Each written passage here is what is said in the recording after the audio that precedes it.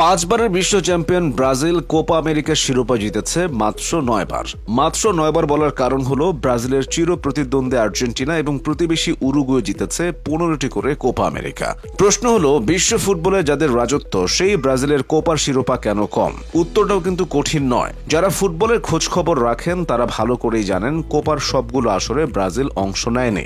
বলতে গেলে একটা সময় তারা এই টুর্নামেন্টকে পাত্তাই দিত না। ব্রাজিল 1970 সালের আগে কোপার 10টি আসরে অংশগ্রহণ করেনি, আর সেই 10 আসরের বেশিরভাগই আর্জেন্টিনা এবং উরুগুয়ে বাজিমাত করেছিল। ব্রাজিল ওই সময়টায় বিশ্বকাপেই নিজেদের পূর্ণ মনোযোগ দিত।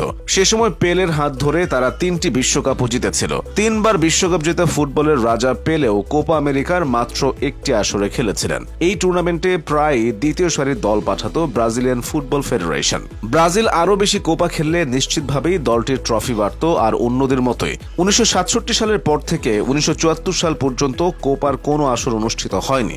এই দীর্ঘ বিরতির পর সর্বোচ্চ 6বার কোপার শিরোপা জিতেছে ব্রাজিল। একবিংশ শতাব্দীতে অর্থাৎ 2000 সালের পরও সর্বোচ্চ 3বার কোপার চ্যাম্পিয়ন হয়েছে পেলে গারেঞ্চার দেশটি। এই সময়ের মধ্যে অন্য কোনো দল তাদের থেকে বেশি শিরোপা জিততে পারেনি। এছাড়াও কোপার গত 10 আসরের 5টি জিতে নিয়েছে সেলেসাওরা। কোপা আমেরিকার ইতিহাসে সবচেয়ে বেশি গোলও করেছেন একজন ব্রাজিলিয়ান। 17টি গোল করা জেজিনহোর রেকর্ডটি এখনো কেউ ভাঙতে পারেননি। একটি স্বীকৃত টুর্নামেন্ট হিসেবে কোপার যাত্রা শুরু হয় বিশ্বকাপেরও আগে।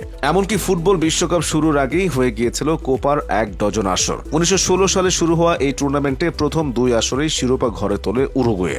ব্রাজিল সাফল্য পায় তৃতীয় আসরে এসে। 1919 সালের সেই আসরে মহাদেশীয় টুর্নামেন্টের আয়োজক ছিল সেলেসাওরা। মূলত কোপার ওই আসরটি বসার কথা ছিল 1918 সালে, কিন্তু ইনফ্লুয়েঞ্জা ভাইরাস ছড়িয়ে পড়ার কারণে সেবারের আয়োজন স্থগিত করা হয়। 1919 সালে হওয়া আসরটি অনেক দিক থেকেই প্রথম ছিল। এই আসরেই প্রথমবারের মতো চ্যাম্পিয়ন নির্ধারণ করার জন্য প্লে অফ ম্যাচ খেলানো হয়, যেটা কোপা আমেরিকার ইতিহাসেই দীর্ঘতম ম্যাচ হিসেবে পরিচিতি পায়। এই ম্যাচে 2 বারে 30 মিনিট করে অতিরিক্ত 60 মিনিট খেলানো হয়। এতে উরুগুয়েকে পরাজিত করে প্রথমবারের মতো চ্যাম্পিয়ন হয় ব্রাজিল। যৌথভাবে টপ গোল স্কোরার হন ব্রাজিলের নেচো এবং ফ্রাইডেন রাইক। পরবর্তীতে 1922 সালে আবারও ব্রাজিলের মাটিতে কোপার আসর বসে। স্বাগতিক দেশ হিসেবে আগেরবারের মতো এবারও আধিপত্য দেখিয়ে শিরোপা নিজেদের করে নেয় ব্রাজিল।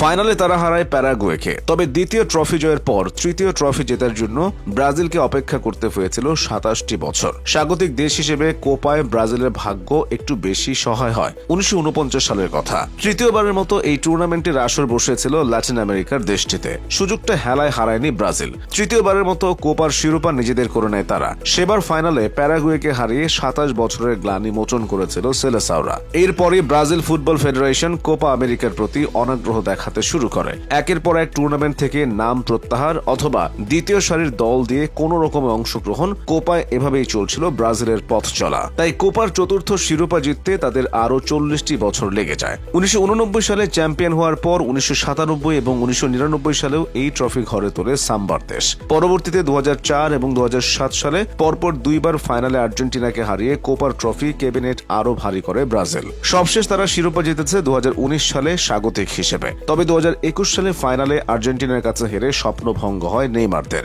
এবার নতুন করে শিরোপা পুনরুদ্ধারে মাঠে নামবে দরিভাল জুনিয়রের শিষ্যরা। বলা হয়ে থাকে ফুটবলের জন্ম ইংল্যান্ডে, তবে এই খেলাকে পূর্ণতা দিয়েছে ব্রাজিল। বয়স হিসেব করলে কোপা আমেরিকার 100 বর্ষ পেরিয়ে গেছে আরো আগেই। লম্বা পথ চলায় কোপা তৈরি করেছে কত শত ইতিহাস, আর সেই ইতিহাসকে আরো সমৃদ্ধ করেছে ফুটবলের দেশ ব্রাজিল।